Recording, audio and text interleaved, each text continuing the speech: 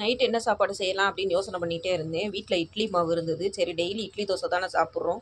இன்றைக்கி ஏதாவது வேறு ஏதாவது செய்வோமே அப்படின்னு சொல்லிட்டு அடை தோசைக்கு காலையிலேயே நான் ஊற போட்டு கவிதா வர்றதுக்குள்ளே மாவு எல்லாமே ரெடி பண்ணி அவளுக்கு ரெடி பண்ணி வச்சுட்டேன். ஏன்னா அவள் வர்ற டயத்துக்கு ஊற போட்டு அவள் ஆட்டி ரெடி பண்ணி செய்யணும்னா ரொம்ப லேட் ஆயிரும். சரி நம்ம மாவை மட்டும் ரெடி பண்ணிட்டோம்னா அவள் வந்து தோசையை ஊற்றி கொடுத்துக்குருவா அப்படின்னு சொல்லிட்டு மாவை ரெடி பண்ணேன்.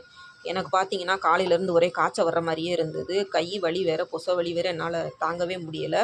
மாத்திரை வந்து வீட்டில் வாங்கி எப்பயுமே நான் எனக்கு வந்து மாத்திரை ஸ்டாக் வச்சுக்கிட்டே தான் இருப்பேன். ஏன்னா அவசரத்துக்கு என்னால் ஆஸ்பத்திரி போக முடியாது அப்படிங்கிறதுனால மாத்திரையை போட்டு செத்தோட படுப்போம் அப்படின்னு சொல்லி படுத்தேன். 2 மணி நேரம் அசந்து நல்லா தூங்கிட்டேன்.